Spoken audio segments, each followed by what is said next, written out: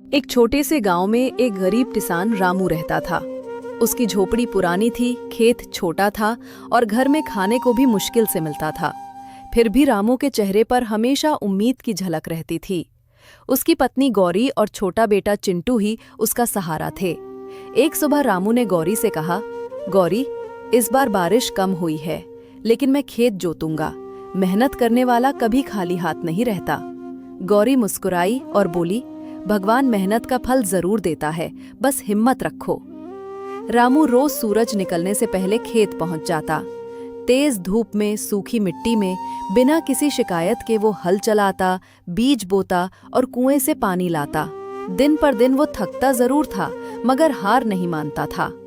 समय बीतता गया, लेकिन बारिश नहीं हुई। खेत की मिट्टी फट गई, पौधे मुरझा गए, घर में अनाज खत्म हो गया। गौरी की आंखों में आंसू थे। रामू, अब क्या करेंगे? कुछ भी नहीं बचा। रामू ने गहरी सांस ली और बोला, जब तक सांस है, उम्मीद है, मैं हार नहीं मानूंगा। रात के अंधेरे में दीपक की रोशनी में भी वो बीजों की देखभाल करता, मिट्टी को ढंकता और ईश्वर से प्रार्थना करता। फिर एक रात आसमान में बादल गरजने लगे। धीरे धीरे बारिश की बूंदें जमीन पर गिरने लगीं। रामू खुशी से झूम उठा। गौरी, देखो, बारिश आ गई। भगवान ने हमारी सुन ली। कुछ ही दिनों में खेत हरे हो गए, पौधे लहलहा उठे। गांव के लोग हैरान थे। अरे, इस बार तो रामू की फसल सबसे अच्छी निकली। कुछ महीनों बाद गांव में मेले जैसा माहौल था। गांव के प्रधान ने रामू को सर्वश्रेष्ठ किसान का इनाम दिया।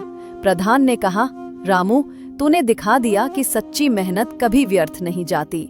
रामू मुस्कुराते हुए बोला, अगर इंसान मेहनत करे और विश्वास रखे तो वक्त जरूर बदलता है।